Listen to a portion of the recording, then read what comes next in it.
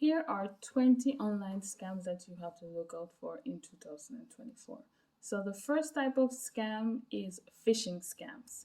And you probably have heard a lot about phishing scams these days. It's when you basically receive an email with some kind of a link. They normally use urgency for you to act quickly. So you might get an email to say, let's say from Netflix, that your credit card information, payment, whatever didn't work, was incorrect, and you need to update it quickly if you want to continue enjoying, your programs on Netflix.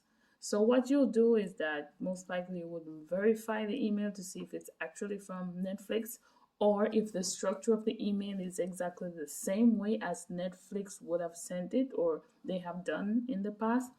So what you do is that you probably click on this update payment method, and then it will take you to a site that looks like let's say the portal of Netflix, but it's not.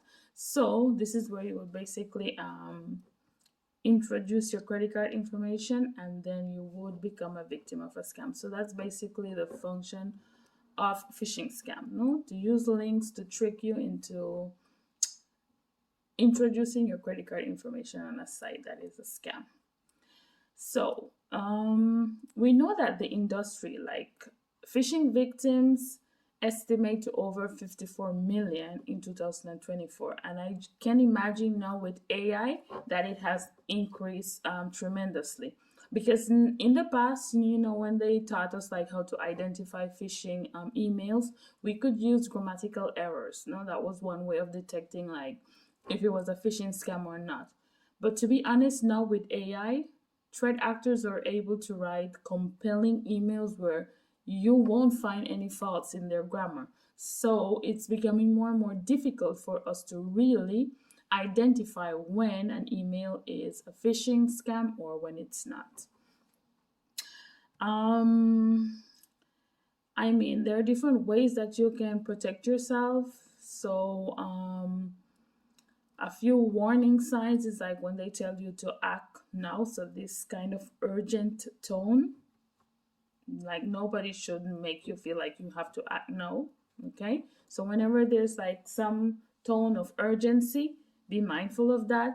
Misspellings and poor grammar, as I mentioned, they used to work in the past, but they're not working anymore because of AI.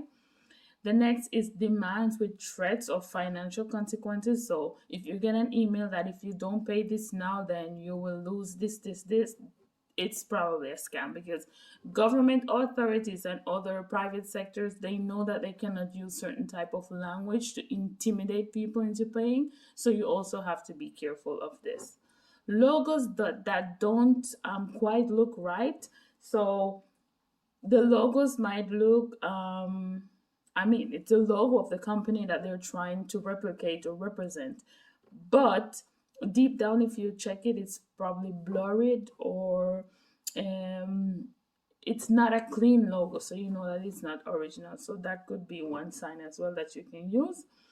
And the best way would be to be honest is if you get a link, type in the Google Chrome search bar, type in the company's name, and go directly to the website. Never use the link or click on links that you receive in email.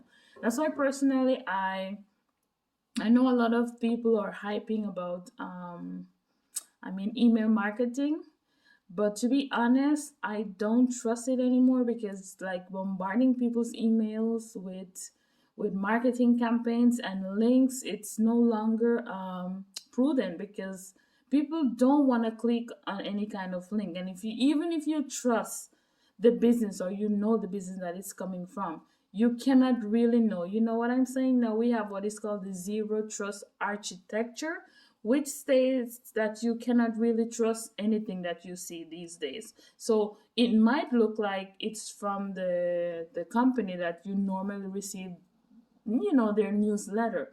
But how can you be 100% sure that it's not just a threat actor or a scammer who was able to replicate the same exact format and structure and is sending you an email?